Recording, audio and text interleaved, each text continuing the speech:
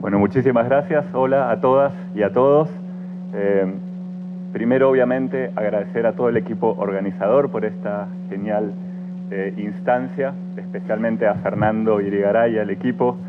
Este es un doble placer porque, bueno, aparte de poder compartir las ideas y las experiencias, es una actividad que la desarrollamos con amigos, así que está buenísima. Bueno, voy a tratar de ser más breve de lo que tenía planificado, así que voy a dar una charla de 5 minutos. Porque, no, mentira. Es que de acuerdo a los tiempos me quedaría 5 minutos, pero bueno, vamos a ver cómo me las arreglo. Les voy a contar un poco, bueno, primero el orden en que voy a exponer, porque tiendo a ser bastante desordenado, así que esto me va a servir para mí. Les voy a contar un poco sobre el proyecto de inteligencia artificial e inclusión en el que estoy trabajando, en conjunto con otros colegas e instituciones. Luego voy a hacer un repaso de casos de diversos ámbitos y disciplinas para poder entender un poco qué es lo que estoy haciendo. Y por último, ver un poco cuál es la relación de la inteligencia artificial y el periodismo, aunque suene raro, en su relación con la inclusión social, que es lo que estoy trabajando yo. A mí me encantó, bueno, por supuesto, una charla magistral de Roberto, pero conecta mucho con lo que voy a presentar ahora, así que es casi como que el abordaje teórico crítico de los casos que voy a ver fueron bastante bien planteados en la exposición anterior. Y sobre todo cuando Roberto empezó a hablar y hablaba de las realidades del mañana que carecen de diálogo con el presente. Generalmente cuando hablamos de inteligencia artificial parece como si estuviésemos hablando de relatos de ficción o cosas que van a venir en el futuro. Todavía falta muchísimo por venir. Después vamos a ver si yo tengo un pensamiento utópico o distópico con respecto a eso. Va a estar bien claro en la exposición. Pero creo que es hora de empezar a conversar sobre esos temas. Yo siempre digo que las tecnologías evolucionan de una manera tan rápida o más rápida que nuestras capacidades para abordarlas críticamente. Y como el ámbito de la inteligencia artificial, en el caso del periodismo, todavía no ha llegado con toda su fuerza a Latinoamérica, estamos a tiempo quizás de hacer las cosas un poco mejor. Bueno, más o menos para resumir extremadamente de forma breve, el proyecto grande en el que estoy trabajando se llama Ética y Gobernanza de Inteligencia Artificial. Es un proyecto conjunto del MIT con el Berkman Klein Center de la Universidad de Harvard.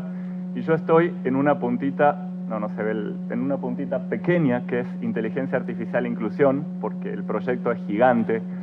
Se aborda el tema de inteligencia artificial desde todos los ámbitos imaginables y con un foco muy especial en el tema normativo y jurídico. Y yo estoy en la parte de inclusión. Que, digamos, inicié este proyecto como parte de mi doctorado que todavía está en curso. Esto lo anoté acá porque una vez leí en un paper que viene de la psicología cognitiva que decía que las personas que diseñan las encuestas de psicología para jóvenes generalmente son weird people. Weird significa raro, gente rara. Y yo pienso que esto puede ser perfectamente aplicado para los diseñadores de sistemas de inteligencia artificial, porque en realidad provienen de Western Educated, Industrialized, Rich and Developed Countries, es decir, del oeste, educados, industrializados y países ricos y en desarrollo. Y eso hace una diferencia, sobre todo a la hora de poder visualizar qué es lo que está ocurriendo desde nuestras latitudes, ¿no? Y voy a partir con el buscador miserable, como decía Roberto, con un ejemplo, el más básico, digamos, y aparte me pareció un proyecto súper interesante. Cuando ustedes hacen una búsqueda de imágenes en Google de, por ejemplo, la palabra manos, lo que les arroja, esta le hice el 22 pasado, el 22 de abril, lo que les arroja es esto, estas manos que ven, cada vez me pongo, estas manos que ven acá. Si seguimos en otra página, me arroja esta, vamos a la siguiente, siguen manos, más manos, y acá puse todas juntas. A ver la audiencia un poco para activarnos. ¿Cuál es el patrón que ustedes detectan en estas manos a primera vista? Blancas, obviamente. Y eso pasa no solamente con las manos, pasa con partes del cuerpo, pasa con mujeres, pasa con hombres, con abuelos.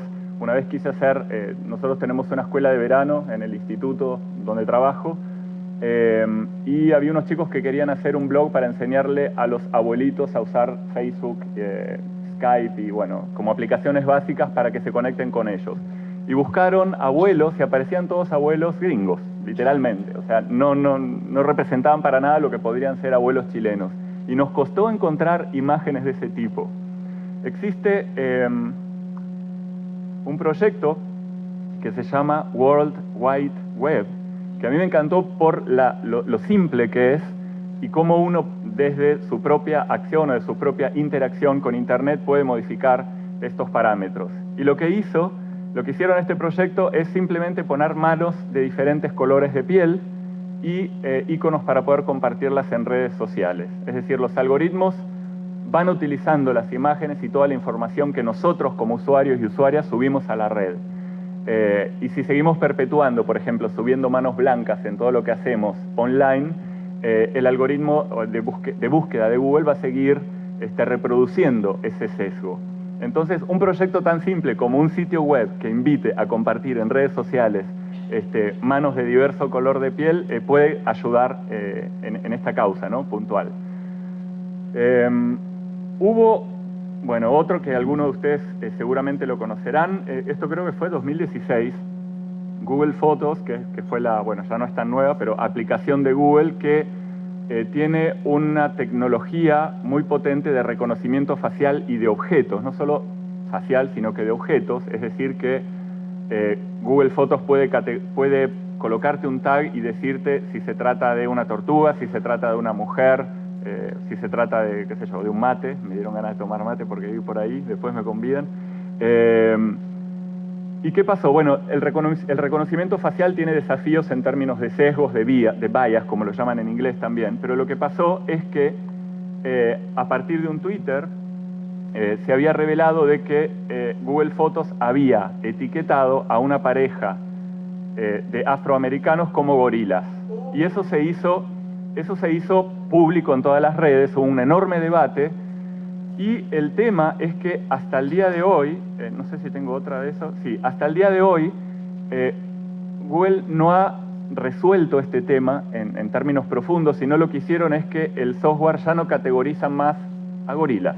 O sea, si uno pone gorila, qué linda palabra hablando del contexto, bueno, perdón, bueno, me fui, pero bueno, entonces, claro, si uno pone diferentes tipos de monos, gorilas ya no aparecen. Entonces salió un artículo que dice, when it comes to gorillas, Google Photos remains blind. Permanece ciego porque los gorilas fueron totalmente excluidos, ¿no?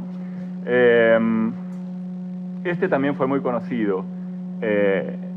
TEI, que fue el primer algoritmo que lanzó Microsoft, 2016 también, que lo hicieron con bombos y flautas, avisaron que era el primer algoritmo que era realmente capaz, casi como ser indistinguible de una persona humana, y resultó ser que el algoritmo empezó a decir que odiaba a las feministas, que deberían morir todas y quemarse en el infierno.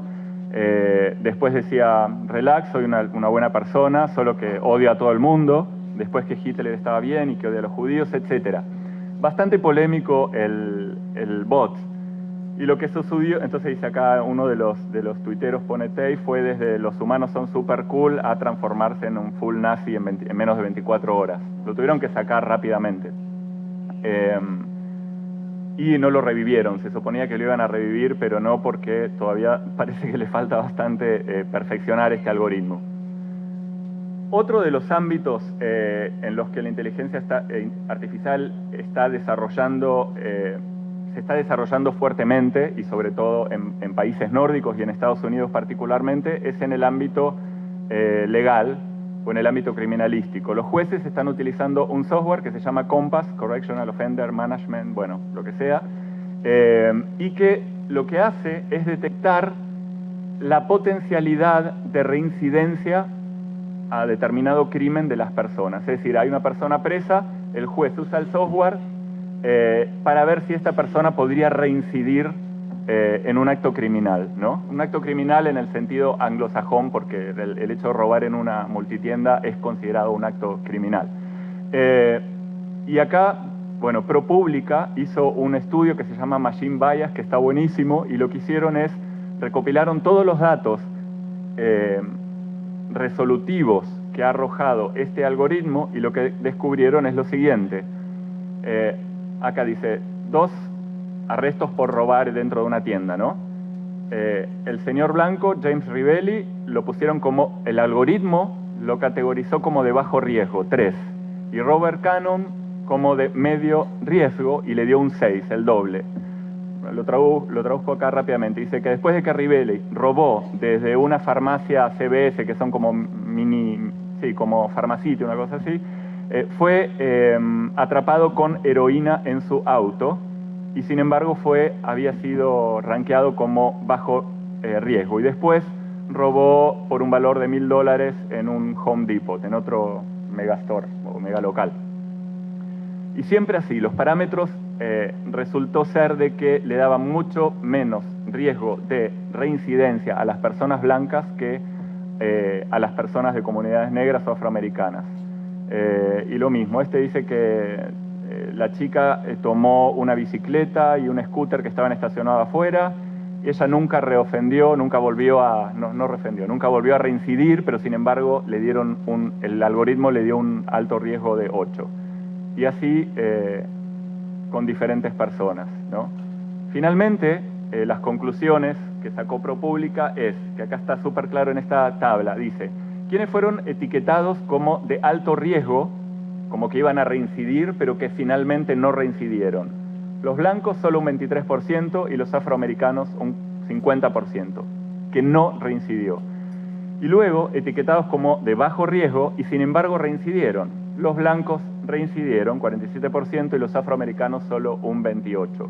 Imagínense el sesgo, el bias que tiene este algoritmo. Y tiene que ver un poco con lo que les decía de la We Are People, ¿no? Porque estos algoritmos están diseñados por gente blanca, gente educada de países industrializados, etc.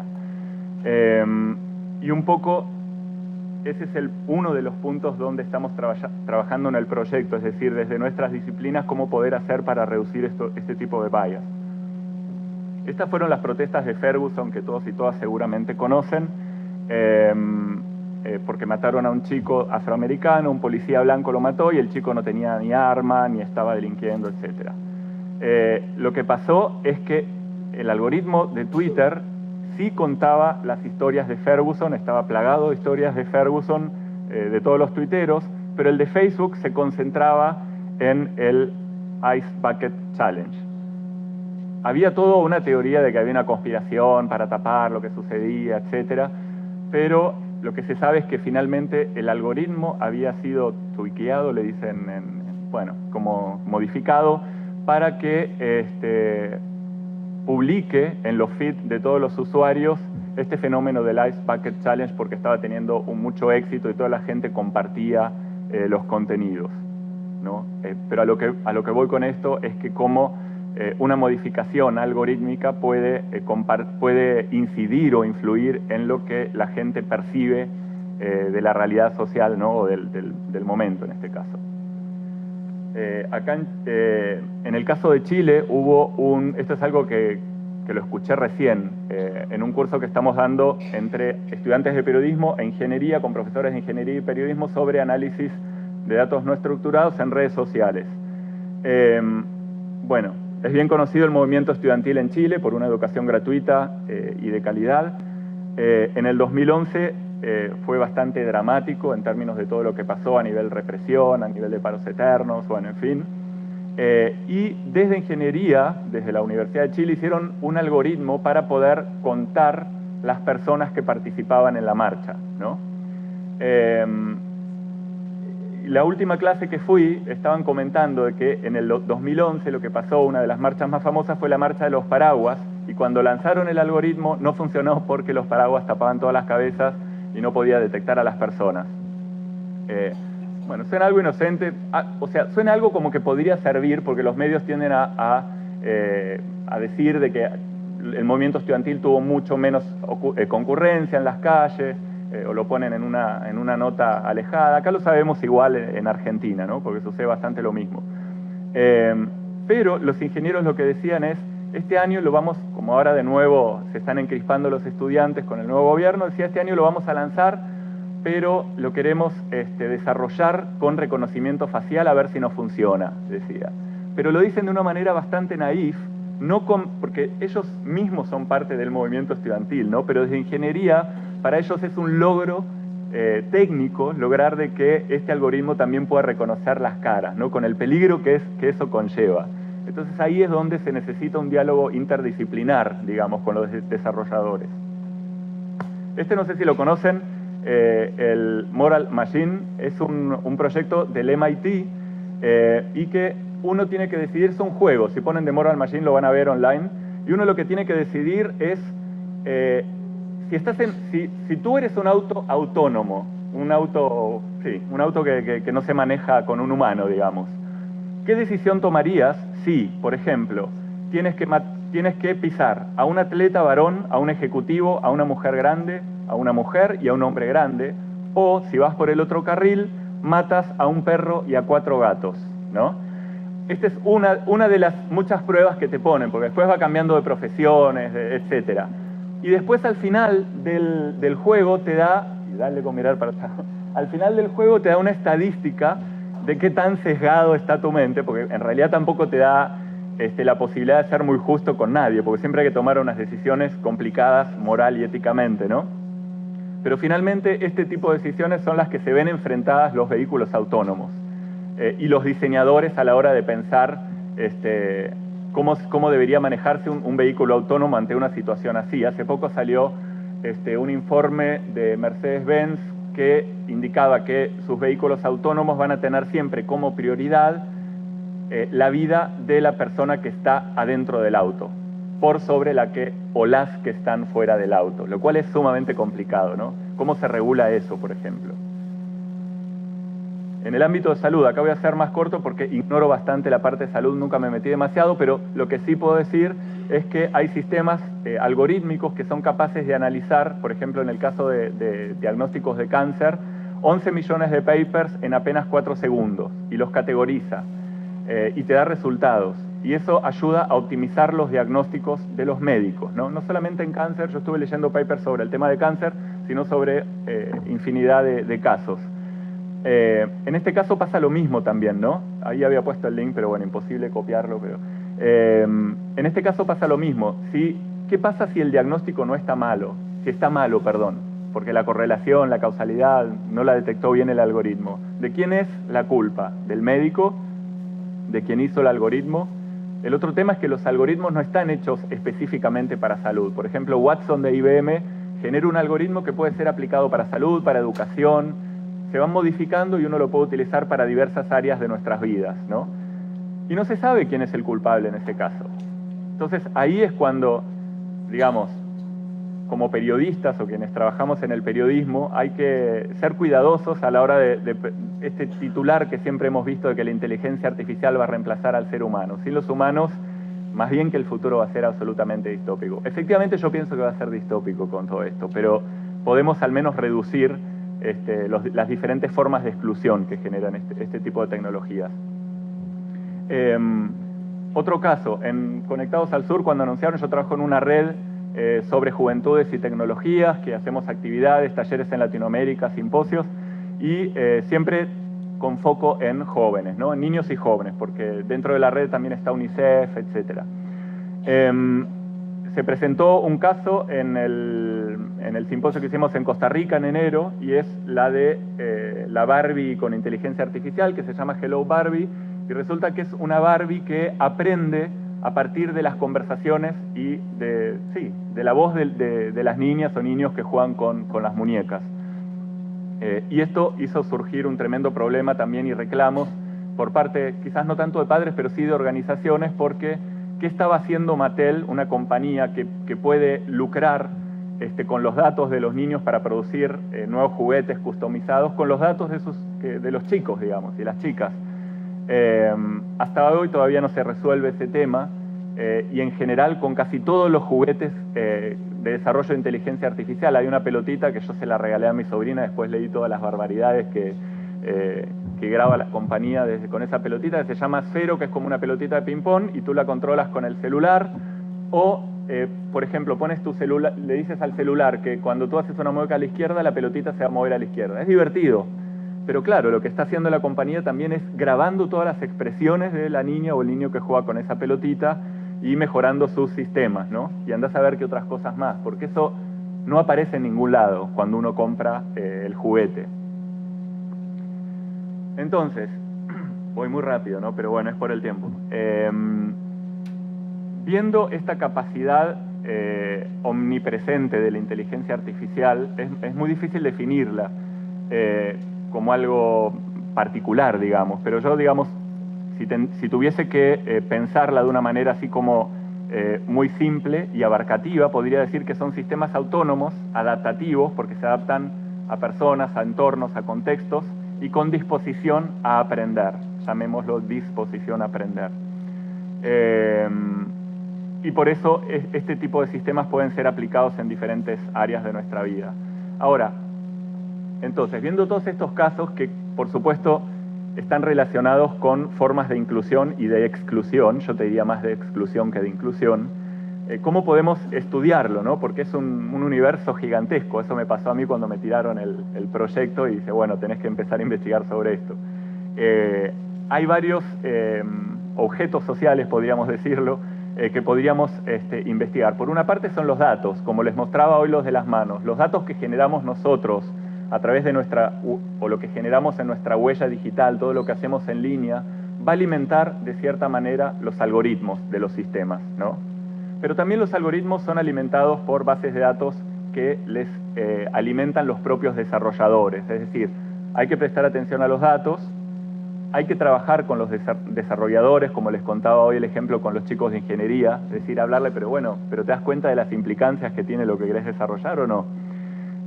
Hay que indagar sobre los sistemas en sí, y acá voy a remitir a esta condición dual. Hay un libro que yo me encantó, lo encontré en Buenos Aires, se llama La humanidad aumentada, de Eric Sadan, de editorial Crujía Futuribles, y él habla de esta condición dual de los sistemas de inteligencia artificial, de opacidad y de transparencia. Opacidad porque Roberto hablaba también son una caja negra, digamos. Una caja negra porque, imagínense, un algoritmo que estudia 11 millones de papers, es imposible saber qué reflexiones hizo para llegar a tal conclusión. Ni siquiera los desarrolladores del algoritmo saben eso. Entonces, la condición dual de opacidad se da por este proceso de caja negra que tienen todos los sistemas algorítmicos. Y por otro, la invisibilidad.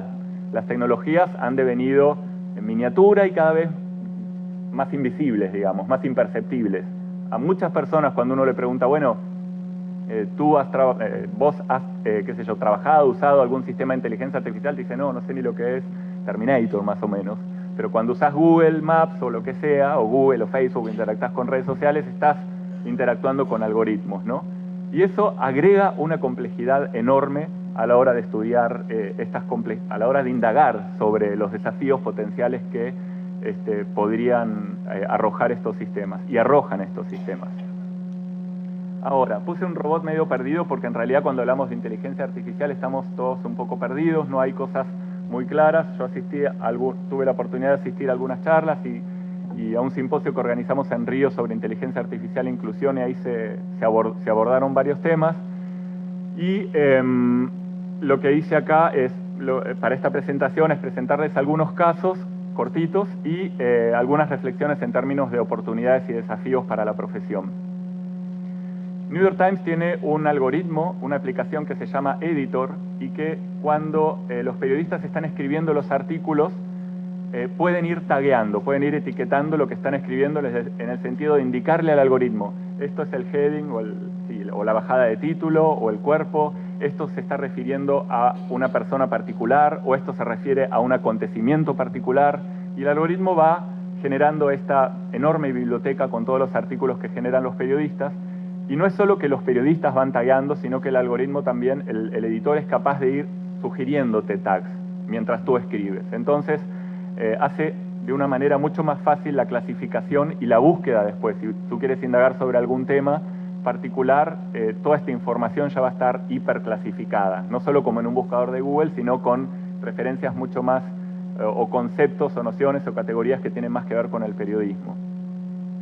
Y las categorías en las que agrupa este editor los artículos son personas, ubicación, organizaciones y conceptos o ideas. Son simplemente esas categorías y a partir de ahí puede generar las búsquedas.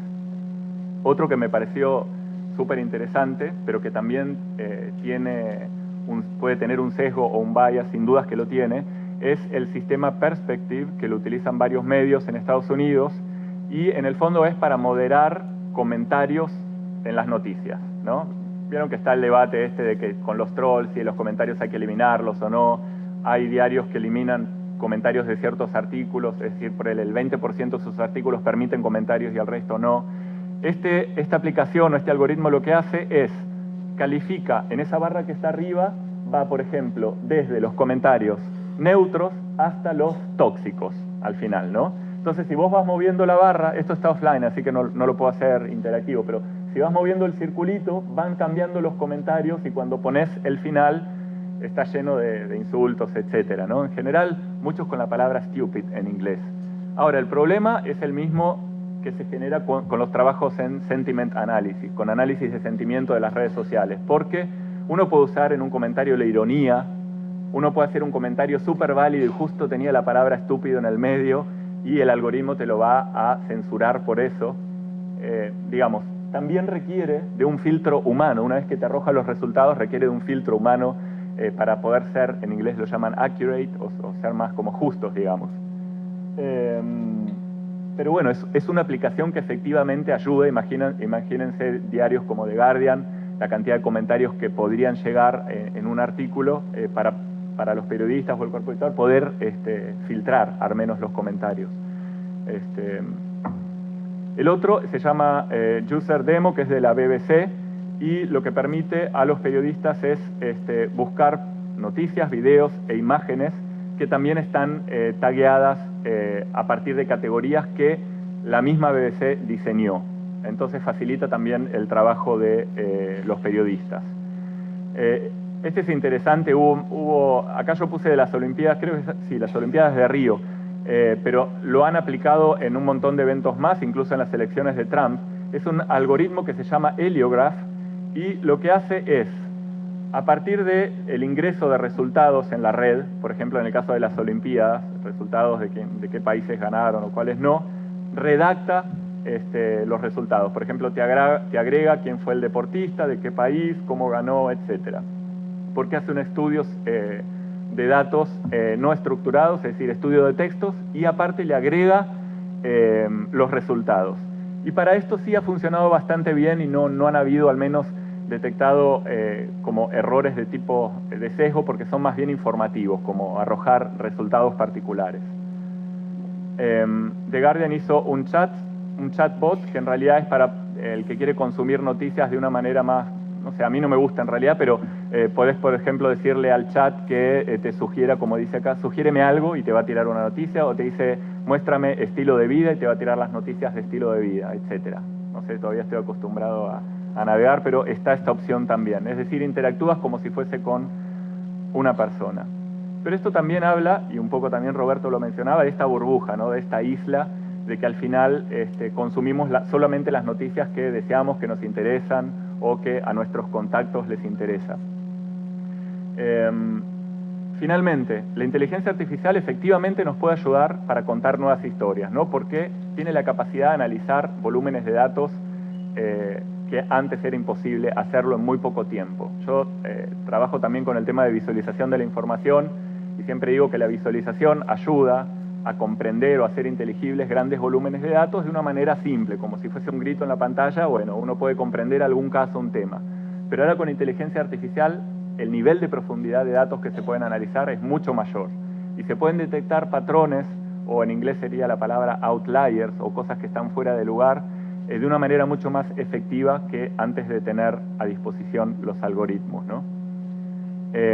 Ahora, hay brechas de conocimiento y de comunicación entre ingenieros y periodistas. Hay que generar equipos multidisciplinarios no solamente ingenieros y periodistas, pero ahora porque estamos en el contexto de periodismo, pero para poder trabajar sobre esos temas. Cuando les hablaba del tema de racismo, que les di varios ejemplos, por ejemplo, se podría trabajar con equipos interdisciplinarios de ingenieros, de representantes de organizaciones étnicas, por ejemplo, para ver cuáles son las expectativas simbólicas y materiales de estas organizaciones y cómo los ingenieros pueden desarrollar algoritmos que no sean tan excluyentes. Y digo tan porque yo creo que siempre va a haber sesgos, porque ya algoritmos están generados por los humanos y tenemos muchos sesgos. Lo que está pasando ahora es que los algoritmos los hacen de manera superlativa, los presentan de manera superlativa. ¿Cómo hacer para reducir eso? El otro punto que también es súper importante para el periodismo, pero para el uso de la inteligencia artificial y aplicación en general, es la transparencia, que en inglés, o traducido al español literalmente, sería explicabilidad e interpretabilidad. Y es que los ingenieros sean capaces, quizás trabajando con nosotros, con periodistas, con comunicadores, de decirnos cómo operan los algoritmos. Al menos tratar de explicar de la mejor manera para que la gente entienda cómo operan los algoritmos. Que nos expliquen de una buena manera cómo Facebook obtiene nuestros datos. Hoy estábamos hablando de que si vos tenés Facebook abierto y abrís otras pestañas, Facebook absorbe los datos de las otras pestañas para sus propios análisis y estrategias. Eso tiene que estar súper claro, digamos, y no es lo que está sucediendo. Entonces, podemos entusiasmarnos como periodistas, digamos, con los sistemas algorítmicos y con las ayudas que nos pueden brindar para la profesión, pero también hay que poner en balance si queremos que sea una cámara de ecos, es decir, haciendo loops sobre los mismos temas que nos gustan a nosotros, a nuestros contactos, etcétera, viviendo en esta isla o en esta burbuja, o cumplir la función esencial del periodismo, que es la del servicio público, ¿no? Y finalmente, el uso ético de los datos, que no voy a detenerme porque ya lo vimos con varios de los ejemplos que mencioné antes. Finalmente, la inteligencia artificial en este momento es totalmente impredecible. Yo creo que uno de los problemas, y creo que lo dije al principio de la charla, es que empezamos a abordarlos críticamente después de que, como decimos en Chile, dejan la cagada los algoritmos. Empezamos a tratar de solucionar los problemas una vez que ya fueron implantados en la sociedad, ¿no? Volvió para atrás, pero no importa. Me interesaba, y esto la encontré ahora después de la charla de Roberto, porque Roberto comentaba que es bueno volver a la política, es bueno volver a indagar sobre esos espacios vacíos sobre los que no trabajamos. Este tema es obviamente absolutamente necesario, es este diálogo con lo que viene mañana o con lo que está pasando hoy, pero justamente Eric Sadán tiene un párrafo acá que me pareció absolutamente adecuado para esta presentación o este contexto, y se los voy a leer literalmente. Dice: poco a poco emerge una gubernamentalidad algorítmica, y no solamente aquella que permite a la acción política determinarse en función de una infinidad de estadísticas y de inferencias proyectivas, sino incluso aquella que a escondidas gobierna numerosas situaciones colectivas e individuales. Es la forma indefinidamente ajustada de una administración electrónica de la vida, cuyas intenciones de protección, de optimización y de fluidificación dependen en los hechos de un proyecto político no declarado, impersonal, aunque expansivo y estructurante. Es el surgimiento de una política de la técnica ubicuamente distribuida y que se caracteriza solo por la inteligencia del tiempo presente y del futuro inmediato, ya que está programada para analizar, en el aquí y ahora, una infinidad de situaciones y para sugerir o decidir, como lo vimos en varios ejemplos, de la mejor manera posible, soluciones pertinentes, también entre comillas. Esta dimensión en vías de consolidación da cuenta de una salida de lo político, fuera de su campo usual, descubriendo una gubernamentalidad robotizada, globalizada, individualizada y movida por intereses dispares. Es una configuración que contribuye insidiosamente a regular el campo social con vistas a converger en la construcción de un entorno destinado a impedir en todo momento la mínima fricción y que se aborda como un continuum común, indefinidamente liso y altamente dinámico. Muchas gracias. Gracias.